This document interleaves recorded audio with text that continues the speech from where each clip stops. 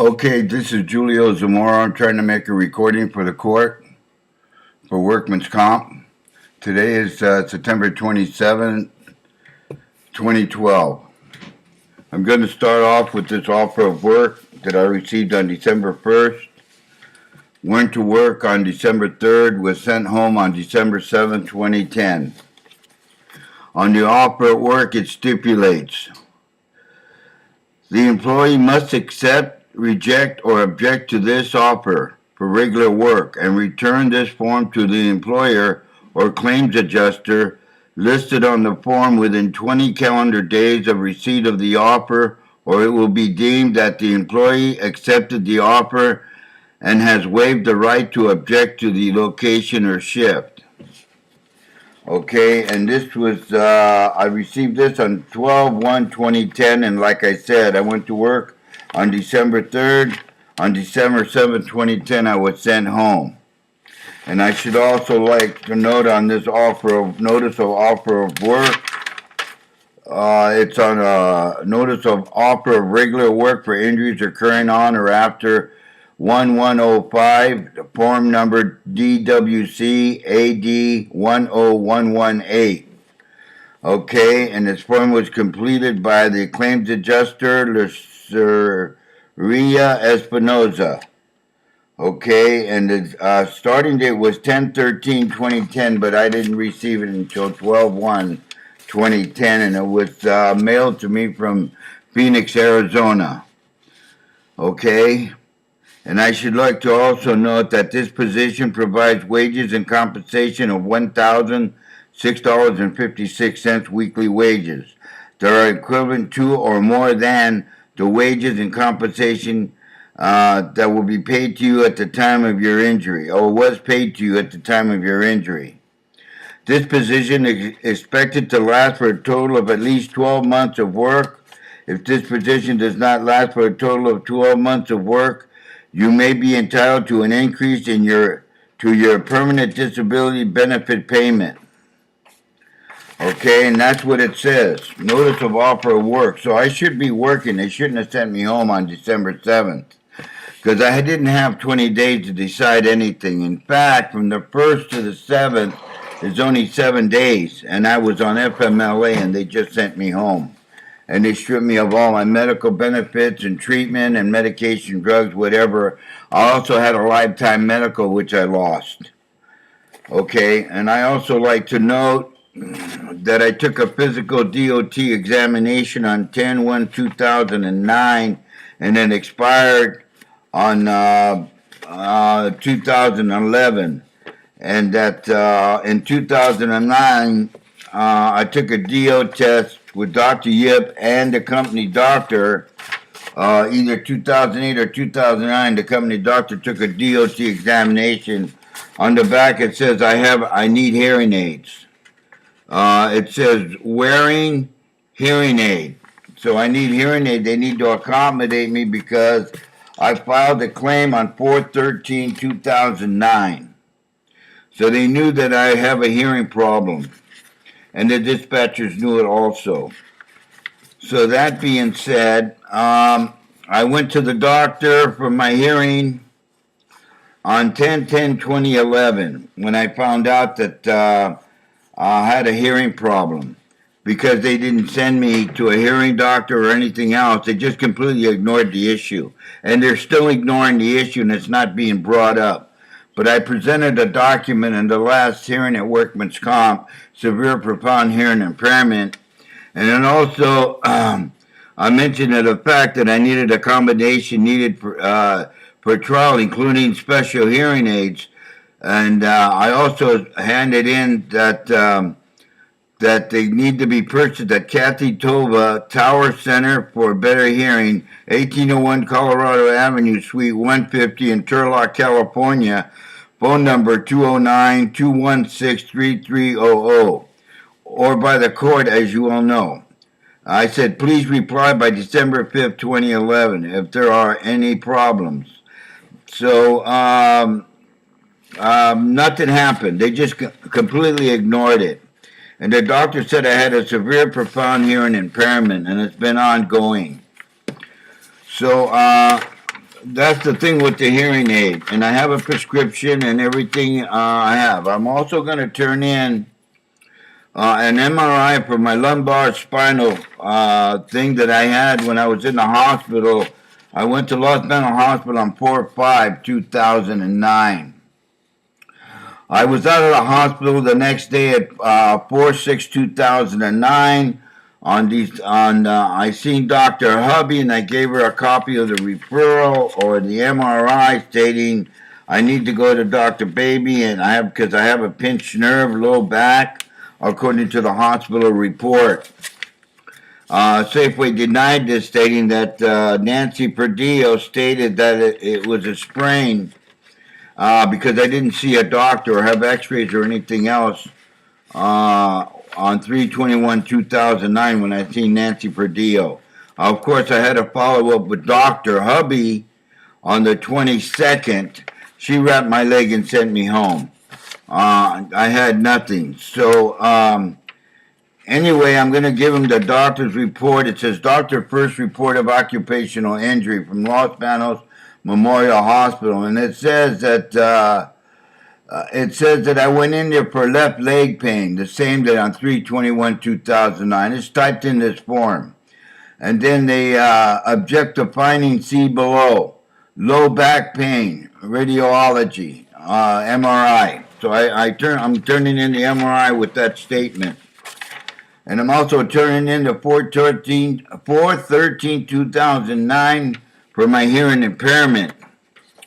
Okay, so we have those issues, and I'm also turning in the National Better of Health.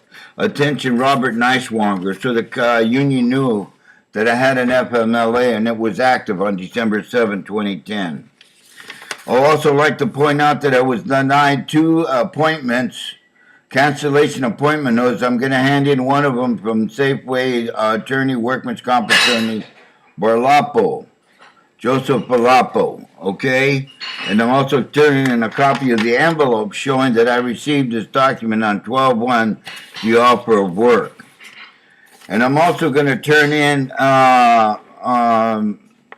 that a grievance was filed by Safeway or reference discharge on December 16th, but it was received December 17, 2010, General Teamsters Local 439.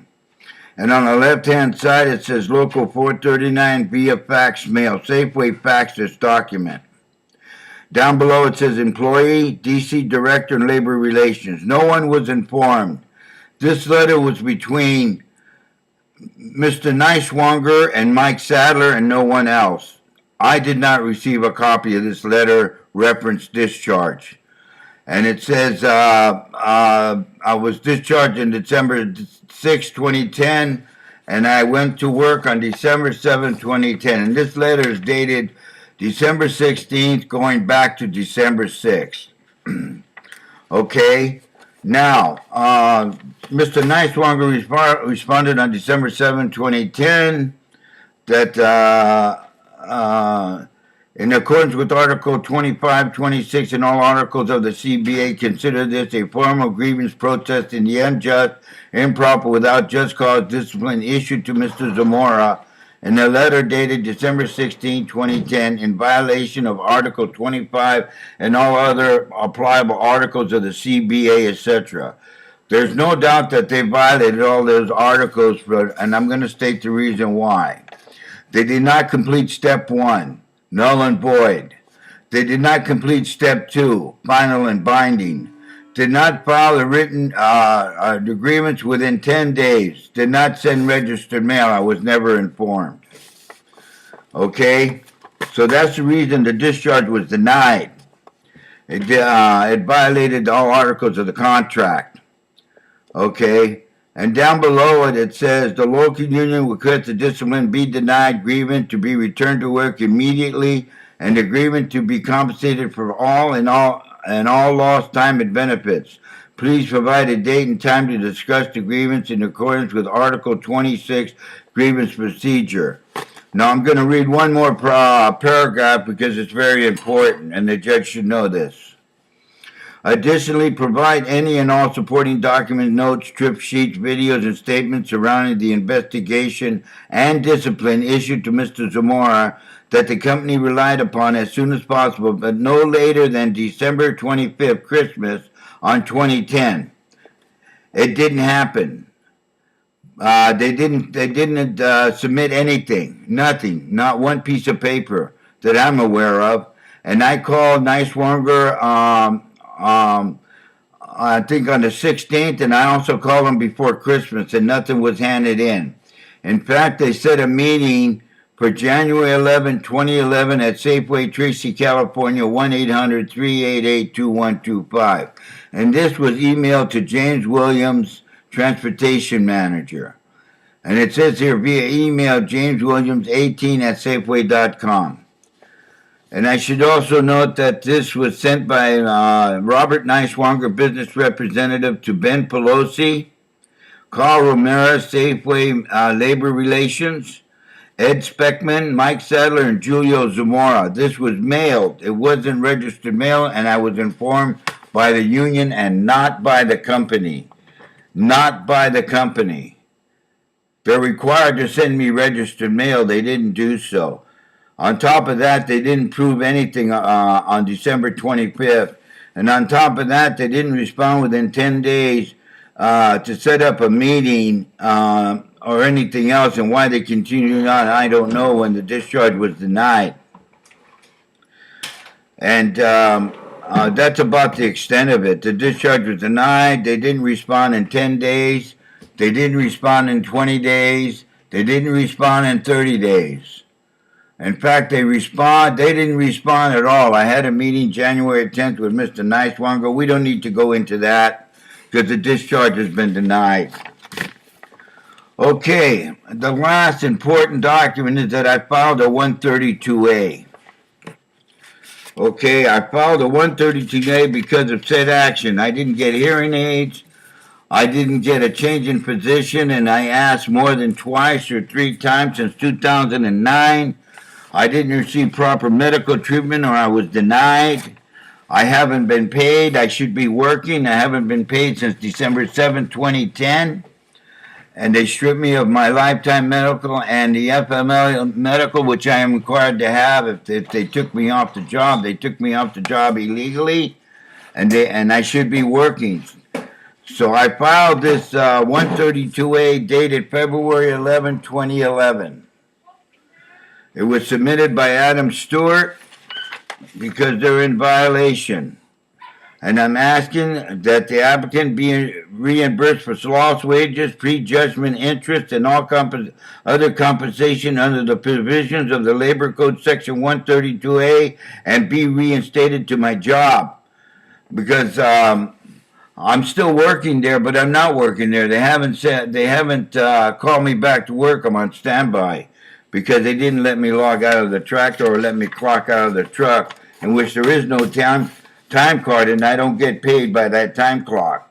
They have 2 time clocks. One's a log for the automatic onboard recording device, and the other one is a time clock with no time card, and you don't get paid by that clock because there's no way to show or prove that you even worked after you log out of the tractor. Automatic onboard recording device, which puts you on duty at 10:30 in the morning every day you come to work. As soon as you hit that property or guard check, you're on duty. When that guard signs you in on Safeway Tracy Distribution Center, you are on duty before you even get to the dispatch office. Once that guard signs you in, you are on duty. But they require you to use the time clock to clock in. Why, I don't know. When you're already on duty, I don't know. So anyway, I filed a 132A on, again, dated February 11, 2011. That's my statement for the court, and I'm asking to enforce the 132A that I be returned immediately and that I be paid the compensation of $1,000+ every week that I've been off. Because the fact is, the offer of work states that I hadn't had a chance to respond in 20 days because they sent me home. So automatically they have to work me, and they didn't do so. They violated 132A. That's my statement for the court. Today is Thursday, September 27, 2010.